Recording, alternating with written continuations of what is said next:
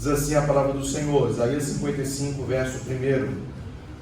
Ó vós todos os que tendes sede, vinde às águas, e vós que não tendes dinheiro, vinde, comprai e comei. Sim, vinde e comprai, sem dinheiro e sem preço, vinho e leite. Porque gastais o dinheiro naquilo que não é pão, e o produto do vosso trabalho naquilo que não pode satisfazer? Ouvi-me atentamente e comei o que é bom, e a vossa alma se deleite com a gordura. Inclinai os ouvidos e vinde a mim, ouvi, e a vossa alma viverá. Porque convosco farei um concerto perpétuo, dando-vos as firmes beneficências de Davi. Eis que eu o dei como testemunha aos povos, como príncipe e governador dos povos. Eis que chamarás a uma nação que não conheces, e uma nação que nunca te conheceu correrá para ti, por amor do Senhor teu Deus e do Santo de Israel, porque Ele te glorificou. Buscai ao Senhor enquanto se pode achar, invocai-o enquanto está perto.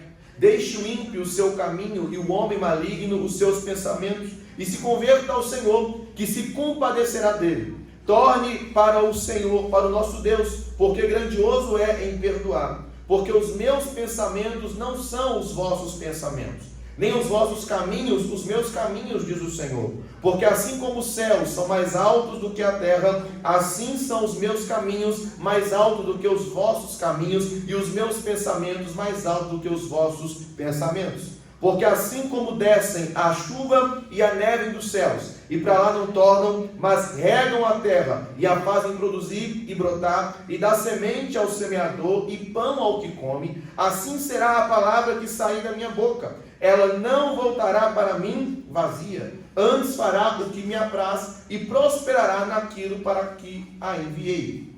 Porque com alegria saireis, e em paz sereis guiados. Os montes e os outeiros exclamarão de prazer perante a vossa face, e todas as árvores do campo baterão palmas. Em lugar do espinheiro crescerá a faia, ou o cipreste, ou o pinheiro em algumas traduções, e em lugar da sarça crescerá a murta. E isso será para o Senhor por nome, por sinal eterno, que nunca se apagará. Amém?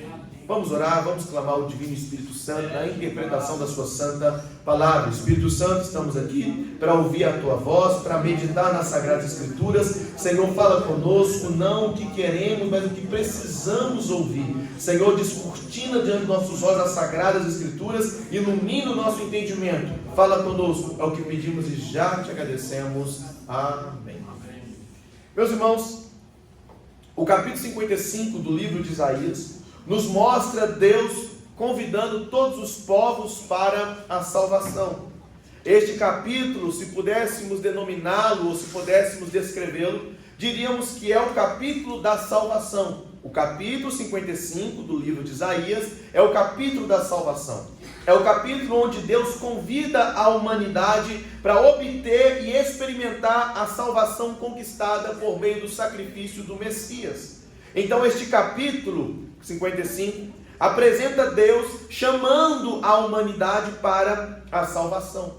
Mas é impossível falarmos deste capítulo 55 sem antes falarmos dos capítulos que o antecedem, sem antes falarmos dos capítulos anteriores, até porque este capítulo está conectado ou está amarrado com os capítulos que o antecedem. Os capítulos 52 e 53, que está antes do capítulo 55, nos mostram o sofrimento do servo sofredor, que hoje nós entendemos ser uma referência ao Messias, a Jesus Cristo, que é o ungido de Deus.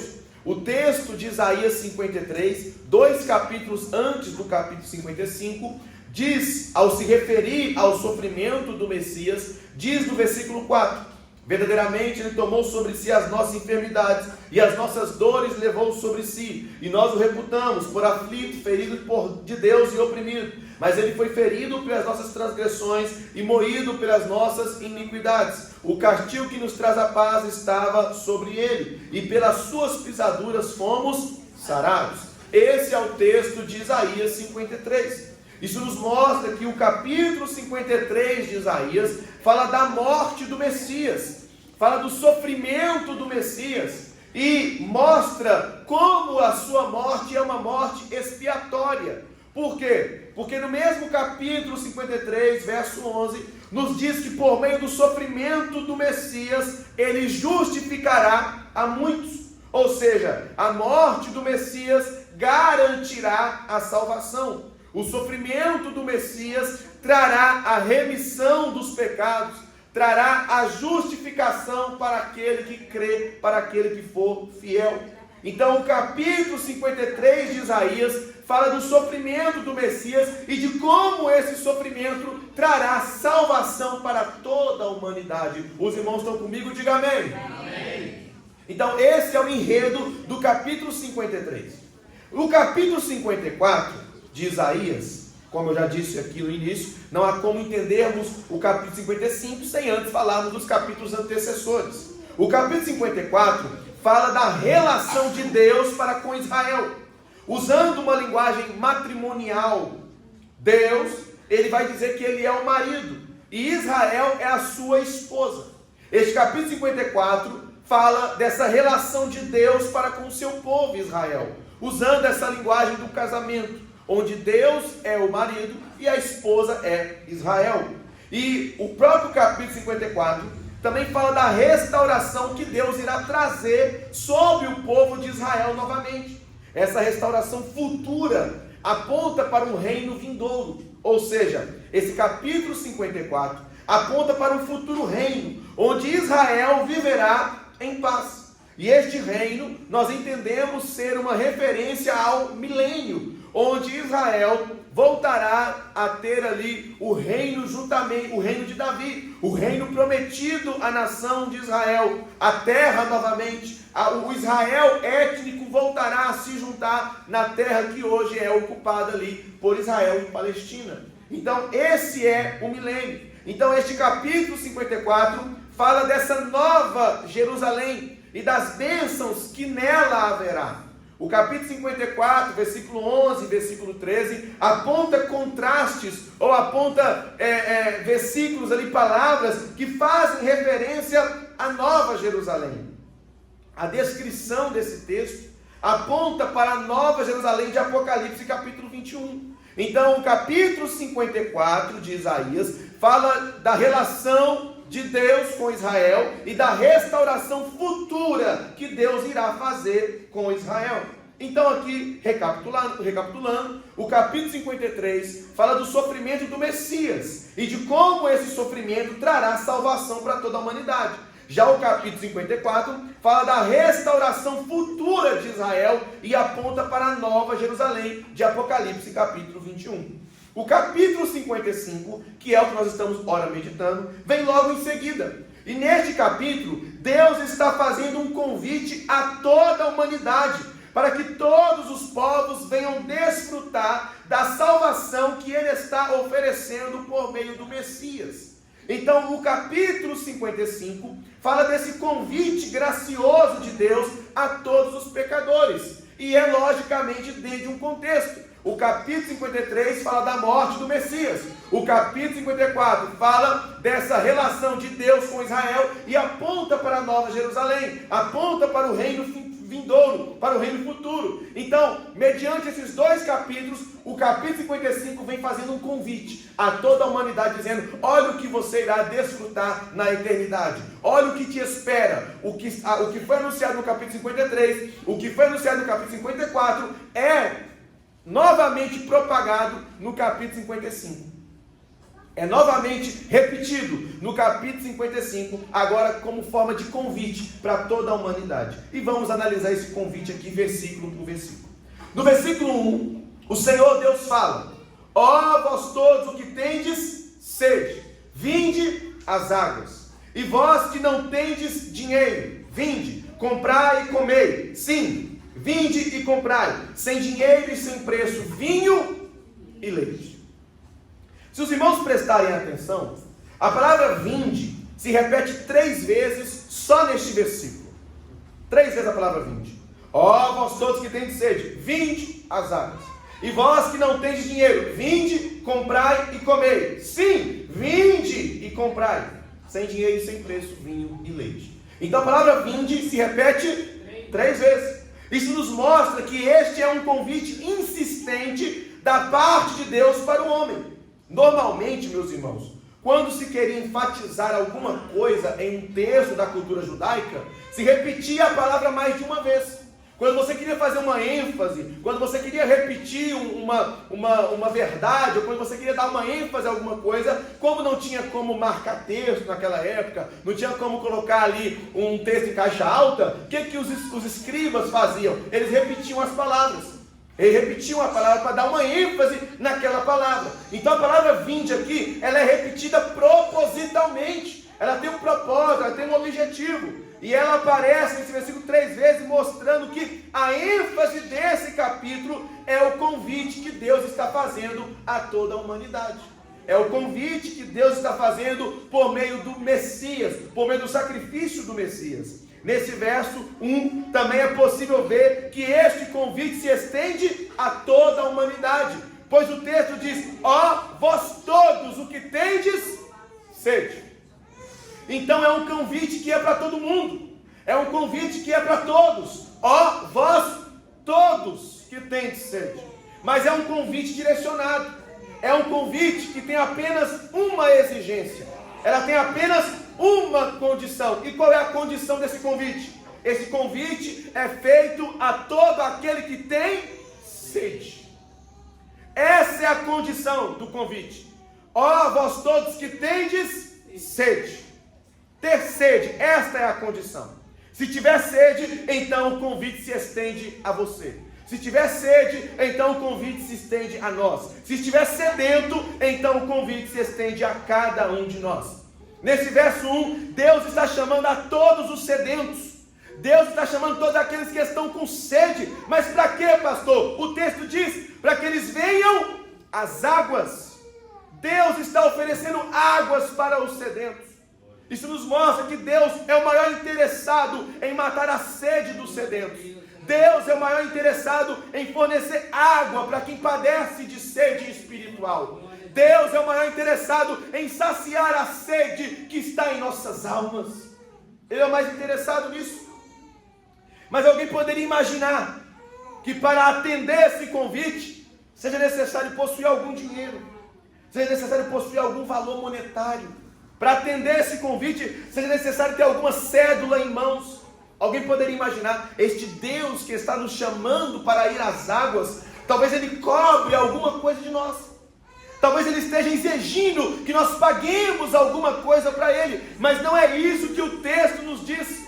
O texto diz que Deus está chamando todo mundo, inclusive aqueles que não têm dinheiro para comprar nada. Inclusive aqueles que não têm nenhum valor no bolso, nenhum dinheiro no bolso. Ele está chamando todo mundo. E isso inclui pessoas de baixo poder aquisitivo. O texto diz, ó, vós todos que tendes sede, vinde às águas. E vós que não tendes dinheiro. É para fazer o quê, os que não têm dinheiro? Ir embora? É para ir para casa? É para pegar dinheiro com a agiota? É para pegar dinheiro no banco? É fazer isso? Não. Quem não tem dinheiro fazer o quê? Vinde, comprai e comei. Sim, vinde e comprai sem dinheiro e sem preço, sem custo. Comprar o quê? Vinho e leite. Perceba que a linguagem desse versículo é uma linguagem comercial. Perceba que esse versículo aqui está falando de uma linguagem de comércio. Deus está se comparando aqui a um comerciante que vende vinho e leite e que chama os seus clientes para comprar dele. Vende, compre de mim vinho e leite. Mas tem um paradoxo aqui. Qual que é o paradoxo? Deus está chamando pessoas que não têm dinheiro para comprar alguma coisa dele. Esse é o paradoxo. Vinde, comprai de mim, vós que não tendes dinheiro. Vem comprar de mim vinho, levou vocês que não têm dinheiro, pode vir comprar de mim. Ele está dizendo que essas pessoas que não têm dinheiro podem comprar dele vinho e leite. O vinho na Bíblia, irmão, está associado à alegria. Vinho na Bíblia está associado à festa. Já o leite está associado à alimentação. O leite está associado ao crescimento. Então Deus está oferecendo vinho e leite de graça para quem quiser. Isso significa que o que Deus está oferecendo a todos aqui, por meio da figura do vinho e do leite, é a alegria e o alimento que só a salvação em Cristo pode oferecer. O que ele está oferecendo aqui para todo mundo é: venham, comprem de mim vinho e leite. Como assim, Senhor? Eu estou te oferecendo alegria e alimentação para a sua alma, que só eu posso te dar por meio do meu Filho, Jesus.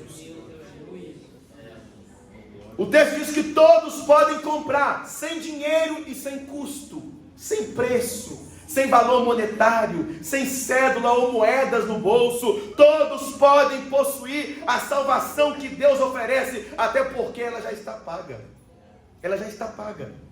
Esse texto nos mostra o quanto a salvação é por meio da graça, e de como ela é dada de modo gratuito ao homem, porque o Senhor não está cobrando nada do homem. Ele está dizendo: vinde, vós que não tendes dinheiro, comprai de mim vinho e leite, sem custo para você, de graça para você. É só você pedir que eu lhe darei vinho e leite para a sua alma. O homem, meus irmãos, não precisa pagar por sua salvação. O homem não precisa fazer nenhuma penitência para pagar a sua salvação. Não precisa andar de joelho, não precisa cumprir promessa. Não, o homem simplesmente precisa se entregar a Jesus, se arrepender dos seus caminhos, porque a salvação, ela já foi conquistada mediante o sacrifício do Messias. A salvação já está paga. Basta irmos até Deus e nos apropriarmos daquilo que o Messias já conquistou na cruz para nós. Apropriarmos daquilo que ele já conquistou na cruz para nós. Os irmãos estão comigo? Diga amém. Amém. No versículo 2, Deus continua o seu convite, dizendo: por que gastai o dinheiro naquilo que não é pão, e o produto do vosso trabalho naquilo que não pode satisfazer? Ouvi-me atentamente e comei o que é bom, e a vossa alma se deleite com a gordura. A palavra gordura aqui em algumas traduções diz comidas deliciosas, ou finos manjares, como diz a Almeida Revista Atualizada, ou a NAA, ela diz comidas deliciosas. Neste verso 2, o Senhor Deus está mostrando como as pessoas gastam dinheiro indevidamente. Ele diz que as pessoas chegam a gastar dinheiro com aquilo que não é pão, e chegam a gastar o dinheiro com aquilo que não pode satisfazer. Essa linguagem aqui é uma possível alusão a pessoas que gastavam o seu dinheiro com a fabricação de ídolos e com a construção de altares. Isaías 46, verso 6 mostra isso. Por exemplo, por gentileza, Isaías 46, verso 6 mostra isso. Pessoas gastando o seu ouro e a sua prata para fazer os seus deuses, os seus ídolos. Isaías 46, 6. Os que gastam o ouro da bolsa e pesam a prata nas balanças, contratam um ourives para que façam um deus, e depois se prostram e se inclinam diante dele. Olha aí. Isso é gastar o dinheiro com o que não é pão. Isso é gastar com aquilo que não pode satisfazer. É o que o verso 2 do capítulo 55 diz. Por que gastar o dinheiro com aquilo que não é pão? Por que gastar dinheiro com aquilo que não pode satisfazer? Existem pessoas que gastam dinheiro com aquilo que é inútil, irmãos. São pessoas que gastam dinheiro com prazeres passageiros e provisórios, com amuletos. Gastam dinheiro com aquilo que não alimenta a alma, mas apenas é um método placebo, que apenas engana, não tem remédio, não tem cura, não tem saúde, é apenas algo de engano. Mas neste verso 2, Deus está chamando essas mesmas pessoas para comer o que é bom e para deleitar a alma na gordura, ou nas comidas deliciosas, ou nos manjares finos. Essa linguagem aqui do verso 2, irmãos, se refere a banquetes que só reis ofereciam. Comidas finas, comidas gordurosas, comidas boas, fartas, só os reis ofereciam isso. Aqui Deus está chamando a todos os povos para o banquete da salvação. Deus está chamando pessoas pobres e sem dinheiro para virem para o banquete, à mesa da salvação. Isso nos está lembrado da parábola do banquete, em Mateus capítulo 22, versículo 1. Onde um pai de família faz um grande banquete, manda convidar várias pessoas. Quando ele vai num segundo convite para chamar aquelas pessoas, um começa a se desculpar. Ah não, eu comprei algumas juntas de boi. Ah não, eu vou casar, eu vou fazer aquilo, eu vou fazer isso. E não vão na festa. O que ele manda fazer? Manda chamar os pobres, manda chamar os mancos, manda chamar os cegos, porque ele queria a casa dele cheia. A casa ficou repleta de pessoas, mas ainda tinha lugares. O que ele manda fazer? Manda ir pelos becos, pelos valados, pelas estradas, manda todo mundo entrar, porque eu quero a minha casa cheia, porque eu dei um banquete e eu quero dar esse banquete para todo mundo. É a ceia do banquete. é a ceia do banquete. E o que me chama mais a atenção na ceia do banquete é que na mesa você vai ver cego, na mesa você vai ver mancos, na mesa você vai ver pobres, na mesa você vai olhar e vai ter uma pessoa faltando uma perna, vai ter uma pessoa com um olho só, vai ver uma pessoa mancando de um lado, com problema de um defeito aqui, um defeito ali. Por quê? Porque a mesa é assim mesmo. A mesa é repleta de pessoas defeituosas, porque é um convite para o banquete que Deus oferece, um banquete da salvação. No versículo 3, Deus continua o convite. E Ele promete fazer uma aliança perpétua com aquele que atendeu o convite que Ele está fazendo. Mude para o meio da revista e corrigida, por gentileza.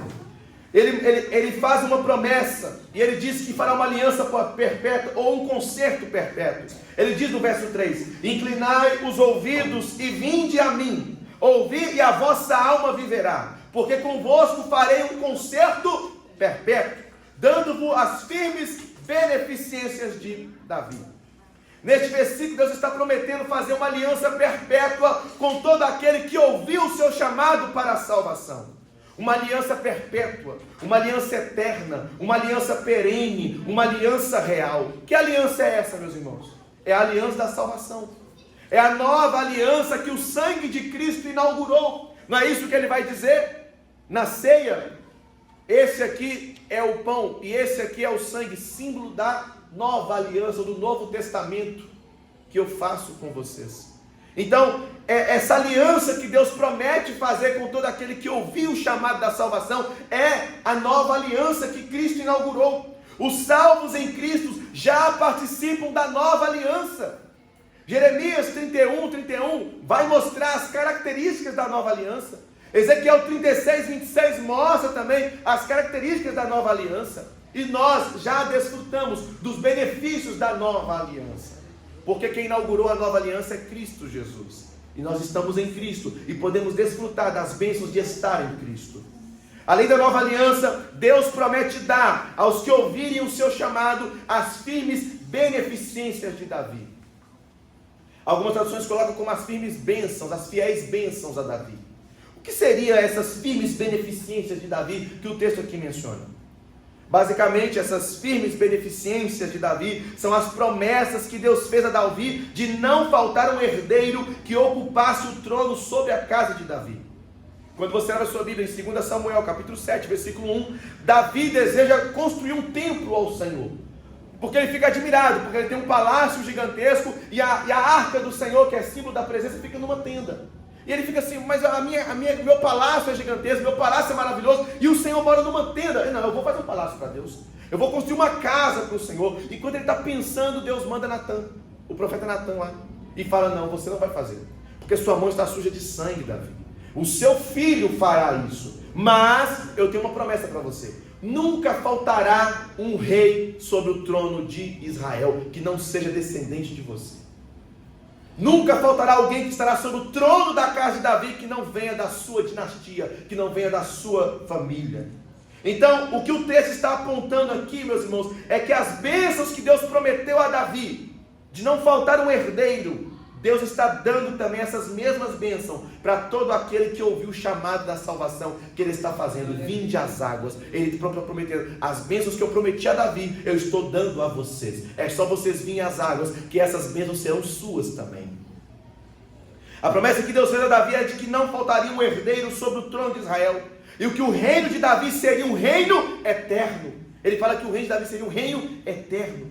De acordo com a Bíblia, o reino eterno prometido a Davi aponta para quem? A Cristo Jesus. Ele é o filho de Davi, que irá ter o seu reino eterno, que se assentará no trono de Israel para julgar com justiça e equidade. Então, neste verso 3, Deus está prometendo dar o próprio Messias a todos aqueles que ouvirem o seu chamado de salvação. Ele está prometendo dar o Messias. Nós fazemos parte do grupo que ouvimos o chamado da salvação, e hoje o Messias é o nosso Senhor e Salvador. Hoje nós podemos dizer, nós desfrutamos das beneficências, das bênçãos ou das promessas prometidas a Davi. Nós já podemos fazer parte dela, nós já desfrutamos dela, porque hoje o Messias é o nosso Senhor e Salvador. O apóstolo Paulo aplica esse verso 3 aqui de Isaías 55 a Jesus. Quando você abre a sua Bíblia em Atos capítulo 13, versículo 34, Paulo faz a citação ipsis literis desse texto aqui, apontando Jesus como o cumprimento desse texto. Isso nos mostra que uma das bênçãos prometidas a Davi é o próprio Messias. Uma das bênçãos prometidas ao próprio Davi é o próprio Messias. O salvo em Cristo já pode usufruir dessa bênção maior, que é ter o Messias em sua vida. Você tem o Messias em sua vida? Você tem o Messias em sua vida? Jesus está contigo, Ele é o seu Senhor, o seu Salvador. Meus parabéns, você está desfrutando das beneficências feitas a Davi, das promessas feitas a Davi.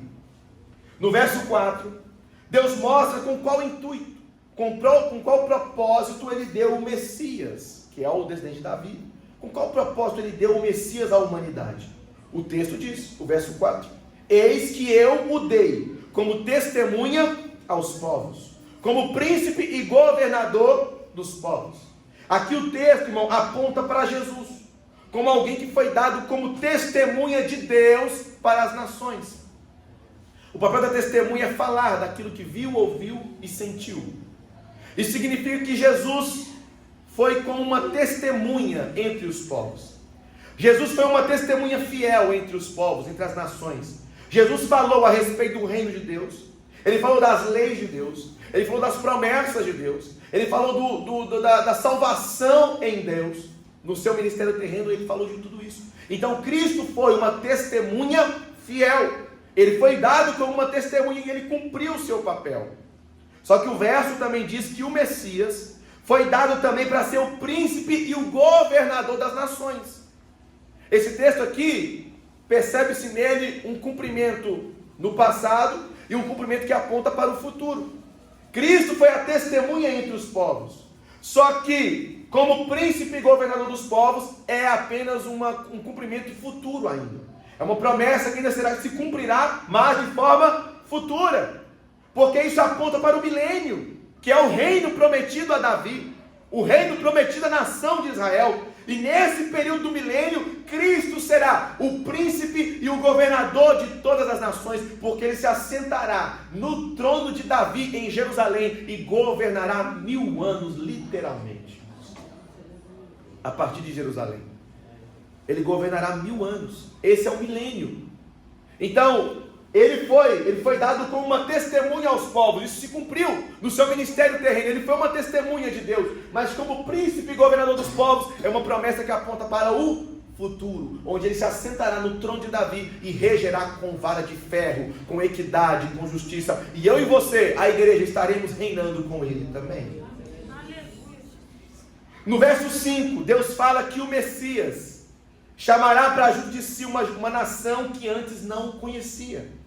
Uma nação que antes não tinha uma relação com ele, um relacionamento com ele. E que nação é essa? Podemos dizer que essa nação é a igreja, formada por gentios de todas as nações e em todas as épocas, desde o Pentecostes. Desde o Pentecostes, essa nação está sendo formada por gentios de todas as etnias. O verso 5 diz: eis que chamarás a uma nação que não conheces, e uma nação que nunca te conheceu correrá para ti, por amor do Senhor teu Deus e do Santo de Israel, porque Ele te glorificou. Irmãos, esse texto aqui é magnífico.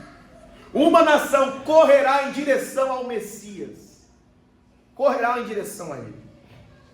O texto diz uma nação que não o conhecia, uma nação que não tinha uma relação com Ele.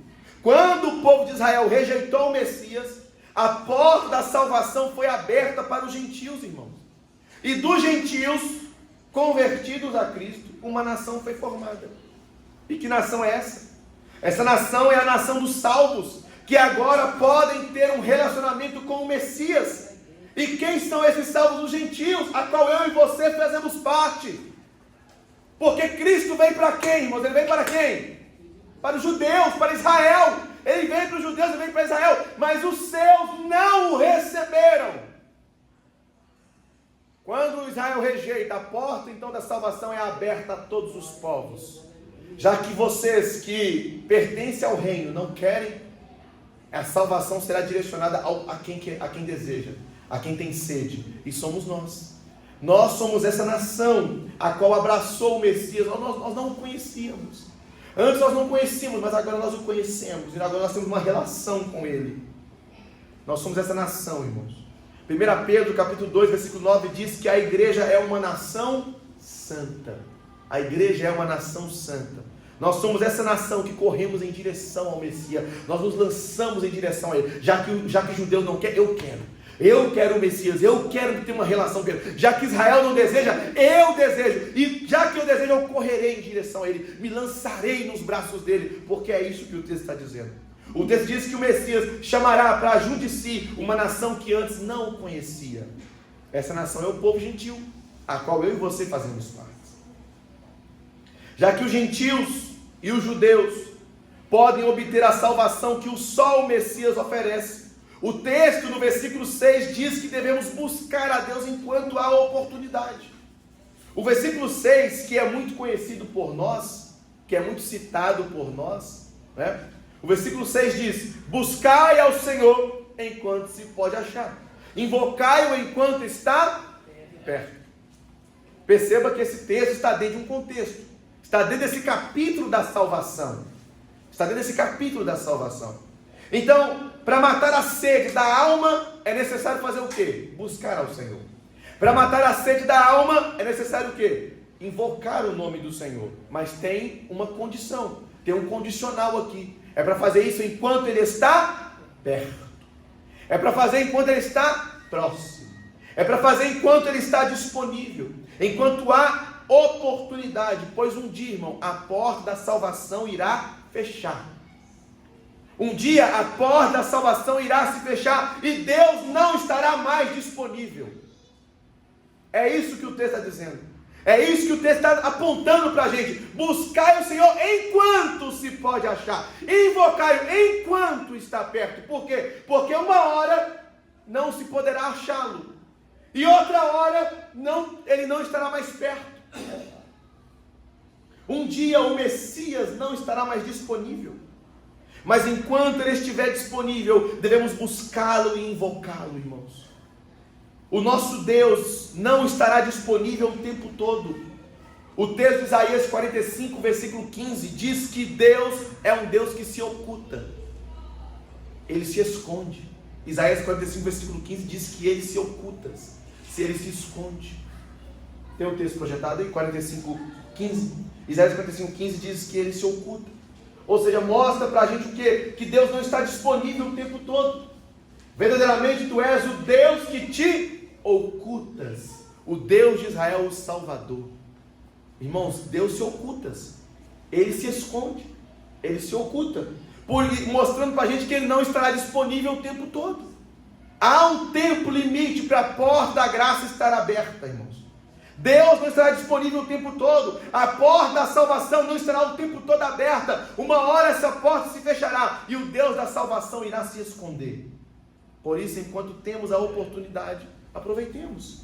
Busquemos o Senhor com um coração sincero e verdadeiro. Por isso, irmãos, busquem, invoquem ao Senhor, enquanto temos condições de assim fazer, porque chegará um dia que não será mais possível buscarmos, não será mais possível encontrá-lo, não será mais possível tê-lo perto. Por isso, enquanto Ele está perto, enquanto nós podemos achá-lo, busquemos Ele, aproveitemos a oportunidade, porque Ele está convidando: vinde às águas, comprai de mim vinho e leite enquanto há tempo. Para que a nossa sede espiritual possa ser saciada, precisamos buscar ao Senhor, sim ou não? Sim. Para que a nossa sede espiritual possa ser saciada, precisamos buscar ao Senhor. Mas precisamos buscá-lo da maneira correta, da maneira certa. O versículo 7 mostra como devemos buscar ao Senhor. O versículo 7 mostra o jeito certo de buscar ao Senhor. Olha o que o texto diz: deixe o ímpio o seu caminho, e o homem maligno os seus pensamentos, se converta ao Senhor, que se compadecerá dele. Torne para o nosso Deus, porque grandioso é em perdoar.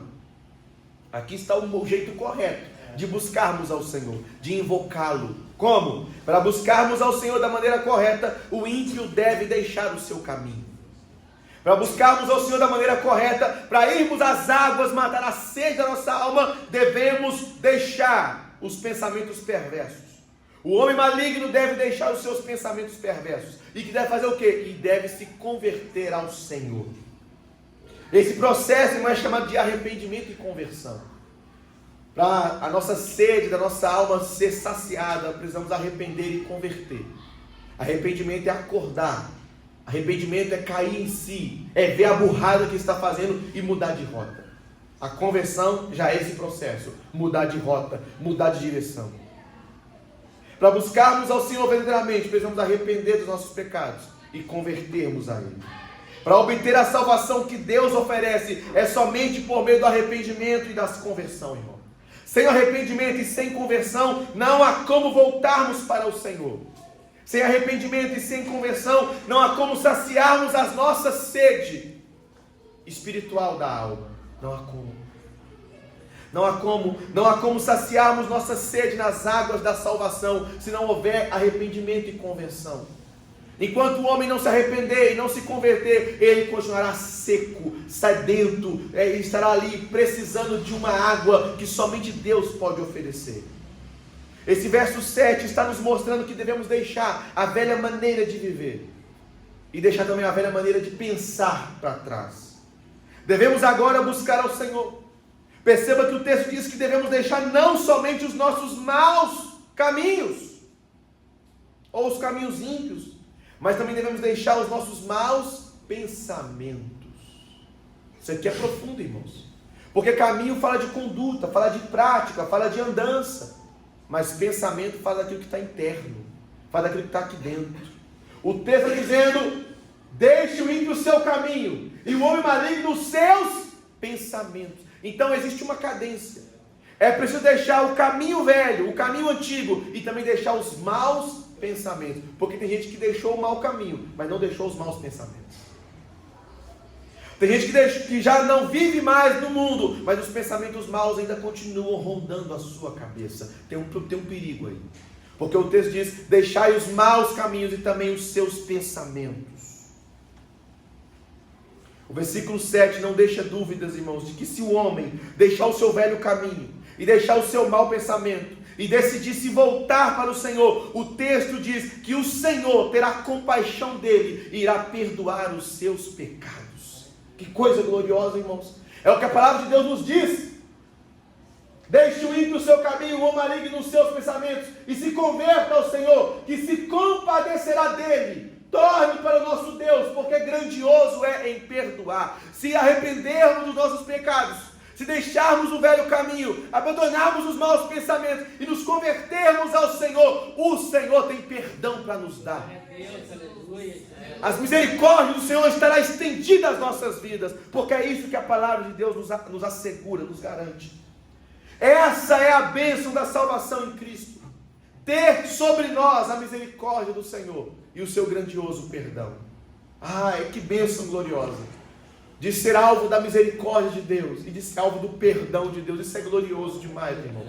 Porque nossa vida é alta demais, nossos pecados são terríveis, mas o Senhor é misericordioso e grandioso em perdoar. O versículo 8 e 9, Deus fala da superioridade dos seus pensamentos em relação aos pensamentos dos homens. O versículo 7 fala dos maus pensamentos dos homens. Deixe o seu mau caminho e os seus maus pensamentos. Só que os versos 8 e 9, existe um contraste aqui entre o pensamento de Deus e o pensamento do homem. Entre os pensamentos malignos dos homens e o pensamento bondoso de Deus. Os pensamentos de Deus, irmãos, sempre serão maiores e mais sublimes do que os pensamentos dos homens. Os caminhos de Deus sempre serão mais perfeitos e mais retos do que os caminhos dos homens. Provérbio 16 tem um texto que fala que há caminhos que ao homem parece direito, mas o fim deles são caminhos de morte. Então os caminhos de Deus sempre serão mais sublimes e mais retos do que os caminhos dos homens. O texto diz, verso 8 e verso 9: porque os meus pensamentos não são os vossos pensamentos, nem os vossos caminhos os meus caminhos, diz o Senhor. Porque assim como os céus são mais altos do que a terra, assim são os meus caminhos mais altos que os vossos caminhos, e os meus pensamentos mais altos que os vossos pensamentos.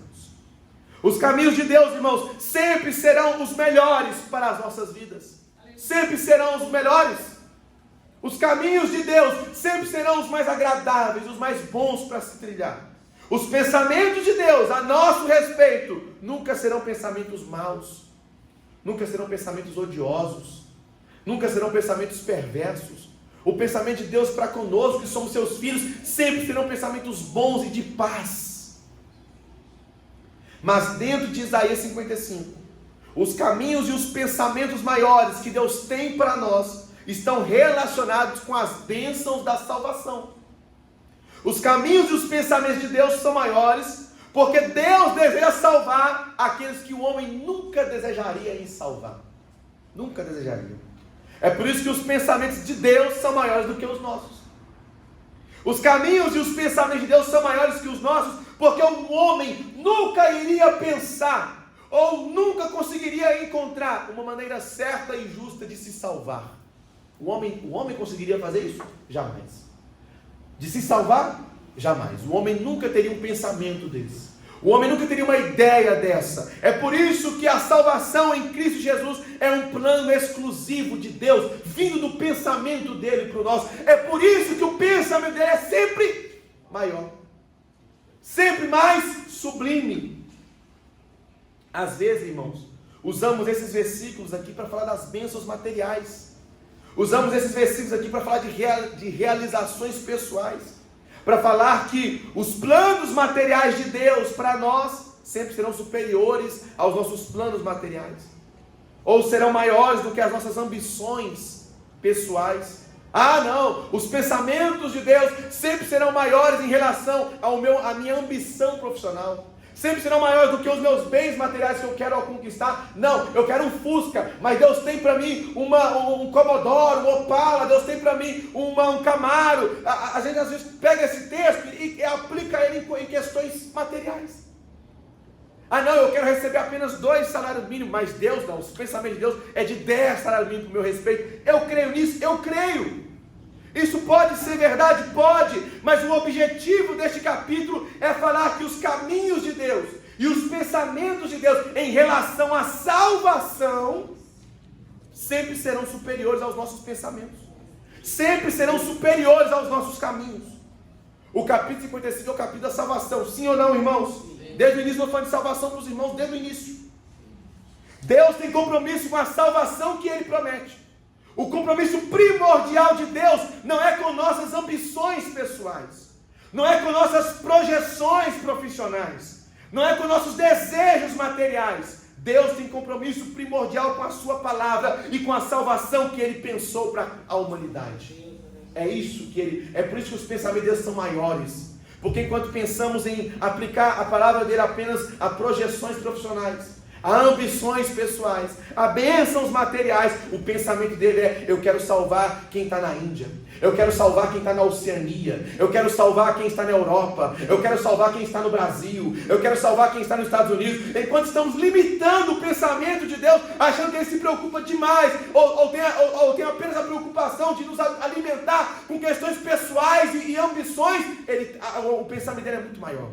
O pensamento dele é salvar toda a humanidade e não simplesmente se preocupar simplesmente com as nossas bênçãos materiais. Ele pode conceder com total certeza, mas o pensamento primordial dele é com a salvação da humanidade. É por isso que os pensamentos dele são maiores do que os nossos. É por isso que os pensamentos dele são maiores que os nossos. Por quê, irmãos? Porque nós às vezes somos muito exclusivistas. Deus, irmãos, não está fazendo esse convite apenas para um grupo exclusivo, privado, privilegiado, não. Deus está chamando a todos para vir às águas, é a todos. Deus não é somente o Deus de Israel, Deus também é o Deus dos gentios. Deus não é somente o Deus de Israel, Deus também é o Deus do Brasil, é o Deus dessa nação. É por isso que os pensamentos de Deus em relação à salvação sempre serão maiores do que os nossos. O homem, meus irmãos, muitas vezes ele é exclusivista. Ele é seletivo.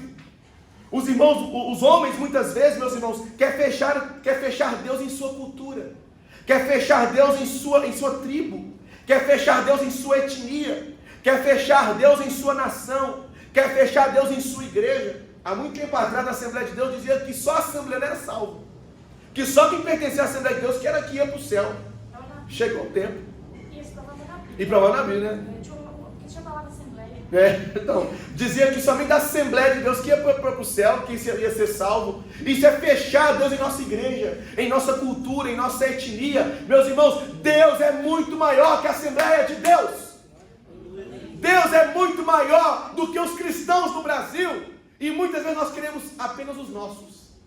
Muitas vezes a salvação é apenas para os nossos. É apenas para os de dentro. É apenas para a nossa etnia, é apenas para a nossa cultura. É por isso que os pensamentos de Deus são maiores do que os nossos. Porque se fôssemos nós salvaríamos apenas quem desejaríamos. Só apenas quem gostava, com quem gostávamos, com quem tinha afinidade. Não, os pensamentos de Deus são maiores. Em relação à salvação, os pensamentos de Deus extrapolam, são ousados, são magnânimos, são grandes demais para nós. Glórias a Deus. E glória a Deus por isso, né, meus irmãos?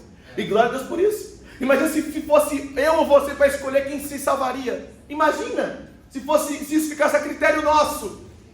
Ah, não, eu não vou mandar missionário para aquele bairro ali não, porque não merece. Não merece. Imagina, é o pensamento de Jonas.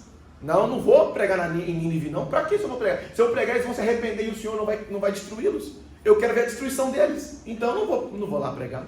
Que pensamento, né? Se fosse o nosso critério, quem salva, quem não salva. Mas glória a Deus que os pensamentos de Deus são maiores do que os nossos. Porque se fosse nós pensando, nós não salvaríamos toda a humanidade. Mas Ele, em sua grandiosa misericórdia, em sua grandiosa graça, decide chamar a todos: vinde às águas, vinde matar a sede, sem dinheiro e sem preço, compre de mim vinho e leite, e vocês se alimentarão e gozarão da salvação que só eu posso oferecer. Nos versículos 10 e 11, Deus nos mostra que podemos confiar em sua palavra, pois ela é poderosa e fará aquilo que está determinada a fazer. O texto diz, versos 10 e 11, porque assim como descem a chuva e a neve dos céus, e para lá não tornam, mas regam a terra e a fazem produzir, e brotar, e dar semente ao semeador, e pão ao que come, assim será a palavra que sair da minha boca. Ela não voltará para mim vazia, antes fará o que me apraz e prosperará naquilo para que a enviei. Glória a Deus por isso. Deus está comparando a sua palavra aqui, meus irmãos, com a chuva e com a neve. Ele está comparando a sua palavra com a chuva e com a neve.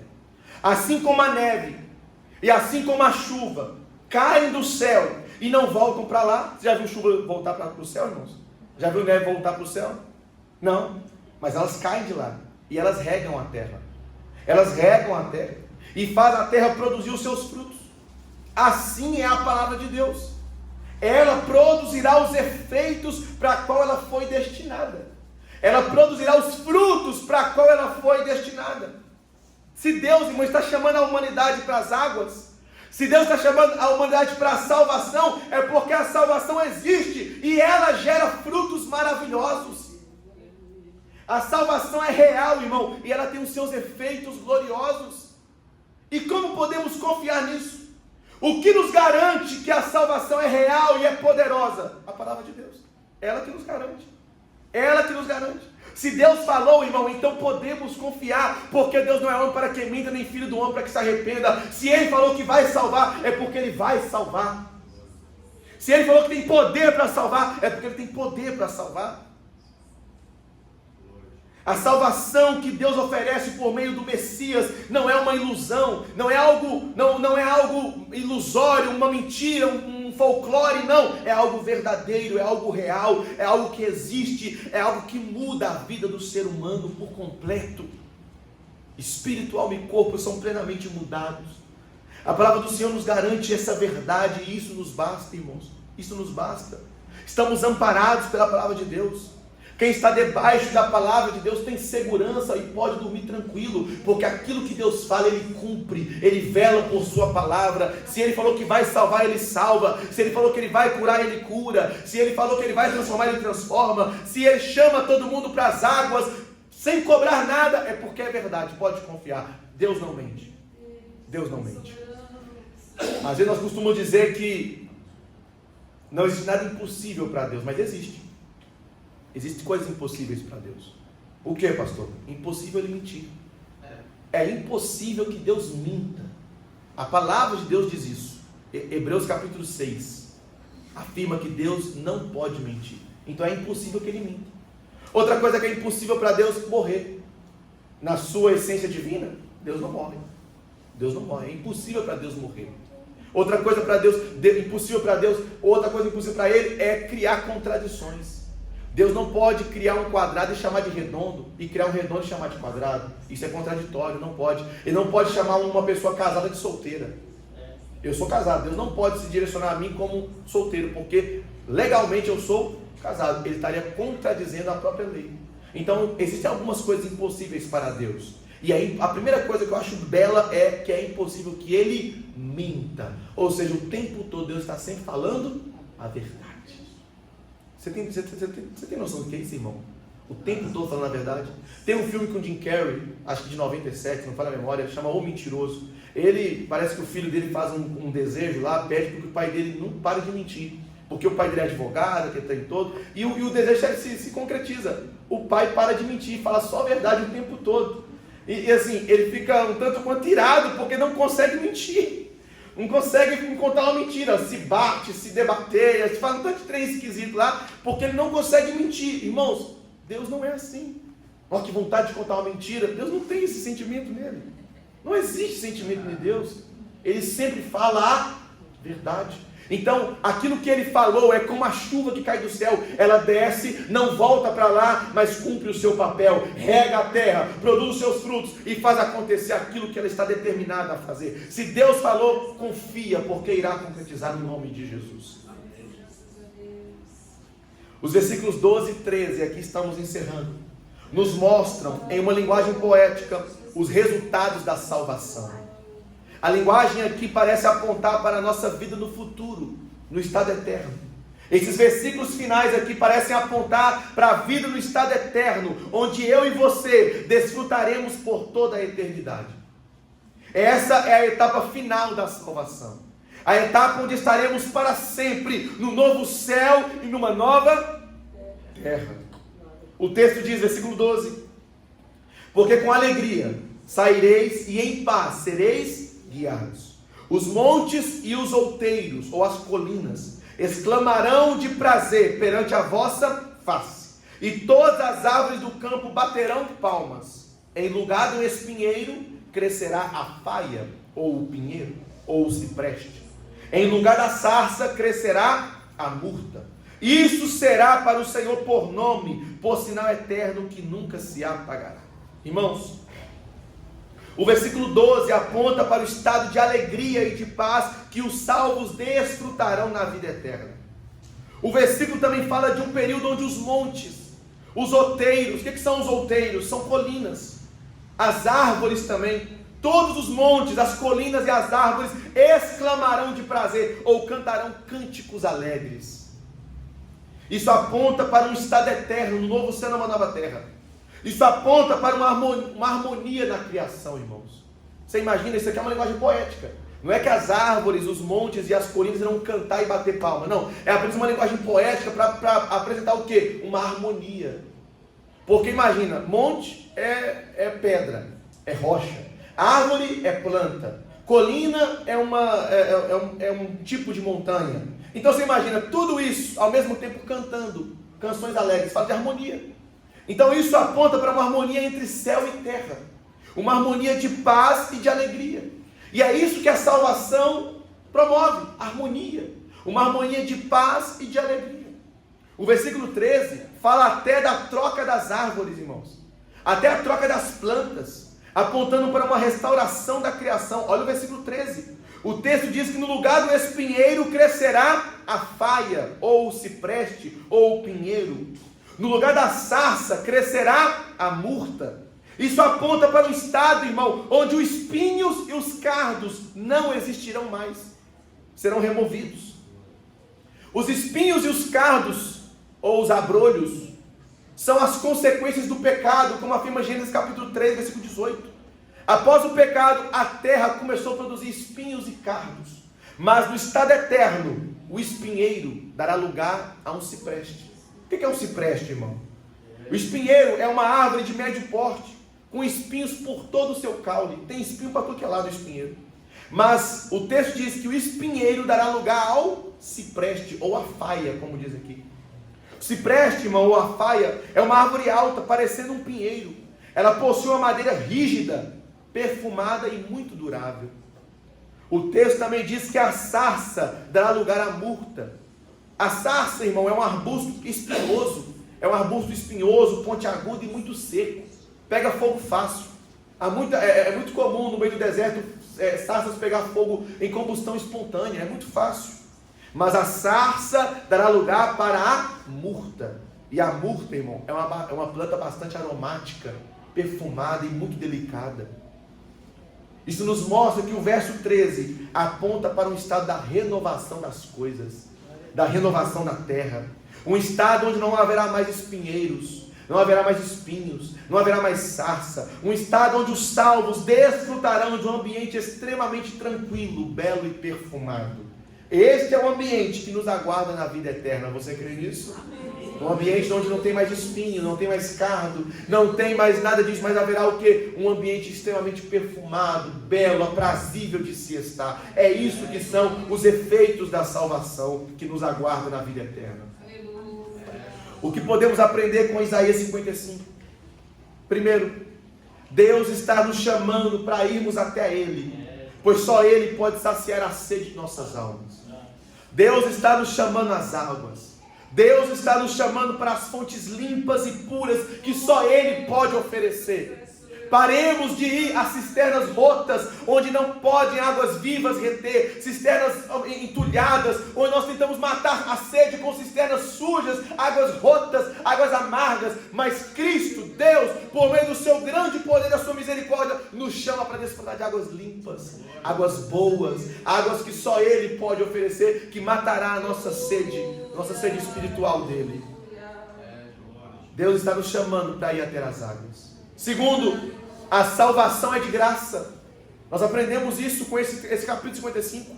A salvação é de graça. O homem não precisa pagar para obter a sua salvação. É só você ir até Cristo. É só você ir até Deus, sem dinheiro e sem preço, e Ele te dará vinho e leite para saciar a sede da sua alma. O preço já foi pago. Cabe a nós agora apropriarmos dos benefícios dessa tão grande salvação que é oferecida a nós por meio de Deus. Apropriarmos daquilo que Ele já nos ofereceu. Terceiro, precisamos buscar o Senhor enquanto é tempo. Haverá um momento onde não haverá mais tempo. Haverá um tempo onde não haverá mais tempo. Haverá um momento onde a porta da salvação será fechada.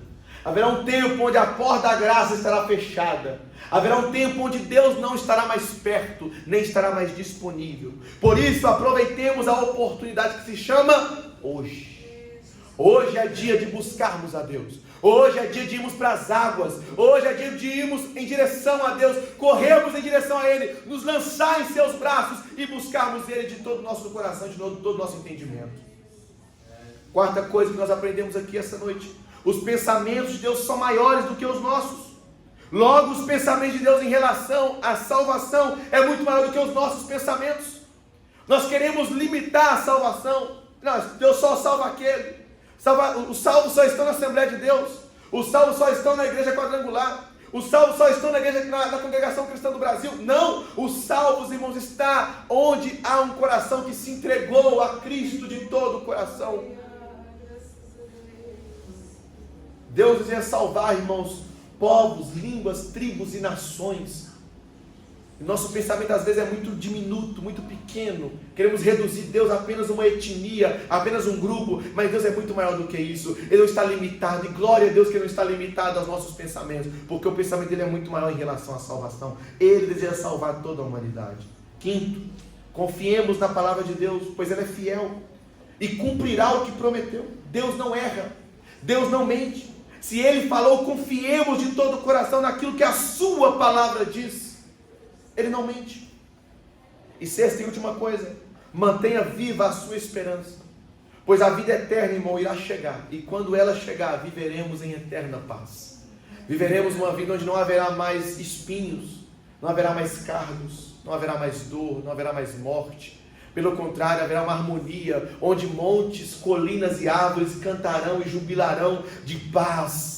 Jubilarão em perfeita harmonia, porque os salvos estarão lá, glorificando o Cordeiro em seu trono. Não haverá mais influência do mal. Não haverá mais influência do pecado. O convite que Deus faz a nós é um convite que tem começo, meio e fim. Começa em você indo às águas. Começa com você matando a sua sede nas águas que Ele oferece. O meio é Ele transformando sua vida de glória em glória. E o fim é o reino que Ele promete para nós, onde estaremos para sempre com o Senhor ali. Por isso, irmãos, Deus está nos chamando hoje às águas. Deus está nos chamando hoje às águas. Deus está nos chamando hoje para irmos em direção a Ele, para matarmos nossa sede, que somente Ele pode saciar. Não mate sua sede em cisternas rotas, em águas amargas. Mate a sua sede do convite que Ele faz para você. Vinde às águas, vinde às águas. Projeta o versículo 1 para mim, por gentileza. Vinde às águas. E é isso que Ele fala para nós hoje. É isso que Ele fala para nós hoje, aos nossos corações. E para encerrar, o texto diz: ó vós todos que tendes sede, vinde às águas. E vós que não tendes dinheiro, Senhor, eu estou pobre, não tenho muita coisa, não sei nem o que te oferecer, Senhor. Pode vir também. Você que não tem dinheiro, você que não tem valor monetário, vem também. Comprai e comeis, assente-se na mesa, se banqueteie no banquete que a salvação oferece. Sim, vinde e comprai, sem dinheiro e sem preço, vinho e leite. Compre a alegria da salvação. Venha usufruir da alegria que a salvação tem a oferecer. Venha usufruir do leite que a salvação tem a oferecer, que é alimento espiritual para as nossas almas, alegria para as nossas almas, vigor, força e crescimento para as nossas almas. Vinde às águas, vinde às águas. É um convite que Deus faz para nós essa noite. Vinde às águas. Vinde desfrutar das águas puras, limpas, das águas verdadeiras, das águas potáveis, que somente Ele e o seu Espírito pode promover. Vinde às águas, porque dentro do teu ser jorrará uma fonte de água viva, e essa fonte de água viva transbordará para a eternidade. Vinde às águas, matai a sede em Cristo.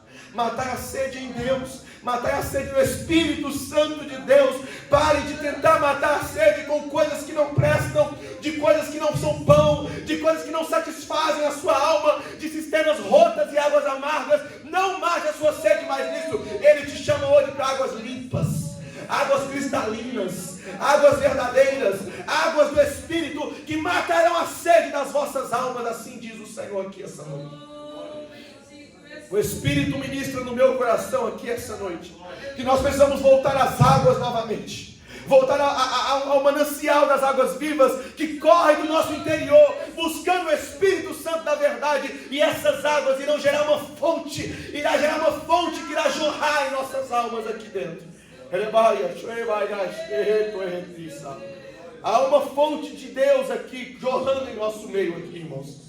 Há uma fonte de águas limpas, puras, vivas, e quem tem sede irá saciar a sua sede. Quem tem sede irá matar a sua sede aqui essa noite. Buscai o Senhor enquanto se pode achar, invocai-o enquanto está perto. Há uma fonte de vida aberta aqui essa noite. Há uma fonte de águas limpas abertas para nós aqui essa noite. Há uma fonte aberta, há uma água pura jorrando em nosso meio. E quem é sedento? Eu sou o primeiro do sedento, que quer me lambuzar nessa água, que quer naufragar nessa água, que quer mergulhar nessa água, que quer matar a sede nessa água do Espírito. Há uma fonte aberta para nós aqui essa noite. Há uma fonte aberta aqui, irmãos. Há uma fonte aberta aqui, que vai matar a sede da sua alma. Chega de buscar onde não há água verdadeira. Oh, glória! Há águas tranquilas aqui para você. Há águas tranquilas para você aqui essa noite. Há águas limpas para você aqui essa noite. Chegou a hora de trocar a água. Chegou a hora de trocar a fonte. Fontes rotas e cisternas amargas não matam a sede da sua alma, mas Cristo te chama às águas hoje. Oh, glória! Oh, glória! Oh, glória! Oh, glória! Jesus, prometeste na dor, na alegria, estar ao meu lado em todos os dias, mas escolhi sozinho andar, mas junto de mim viestes ficar. Foi só eu orar, Jesus disse: vem para as águas, vem me buscar, pois anda sedento, sem paz, sem porvir. As tuas tristezas, teus temores senti. Quero agora lembrar-te, foi por ti que eu sofri. Aleluia. Aleluia. Vinde às águas, vinde às águas. Espírito Santo, eu preguei a tua palavra. Espírito Santo, eu preguei aquilo que colocaste no meu coração para ministrar aqui essa noite. Há uma fonte de água aberta para nós aqui, Senhor. E por meio dessas palavras revelaste a nós aqui que há uma fonte aberta. E quem deseja usufruir dessa água, há uma fonte jorrando aqui. Ah, glória, oh glória.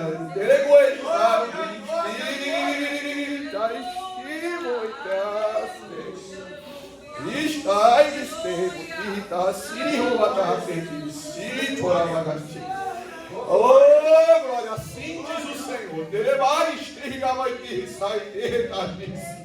Há uma fonte aberta, há uma fonte de água viva, há um manancial, há uma torrente de água limpa e pura sendo derramada sobre essa casa. Todos quantos têm sede, todos quantos desejam a minha presença, todos quantos desejam sentir o poder do meu Espírito, assim diz o Senhor, a água disponível jorrando aqui, e essa água gerará frutos, irá gerar frutos, irá gerar vida, assim diz o Senhor. A todos quantos têm sede, recebam essa água aqui essa noite, agora, no nome de Jesus Cristo, agora. Oh, vai. Isso, carai, Deus,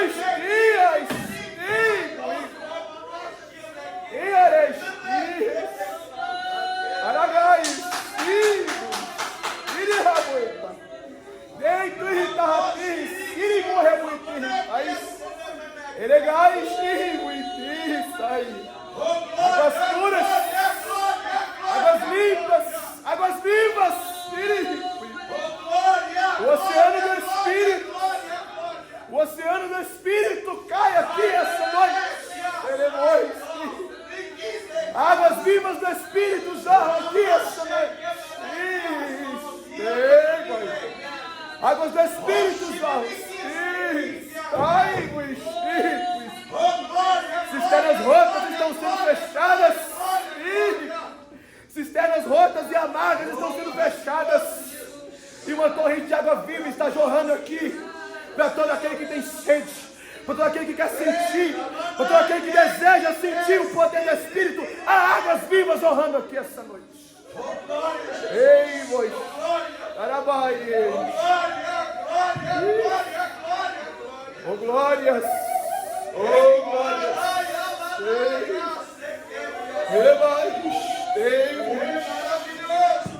oh glórias, oh glórias. Oh glórias, oh glórias, oh glórias, oh glórias. A graça do Senhor Jesus Cristo, o amor de Deus e a comunhão do Espírito Santo seja com cada um dos amados irmãos, não só hoje, mas para todos sempre, em nome de Jesus. Deus nos abençoe.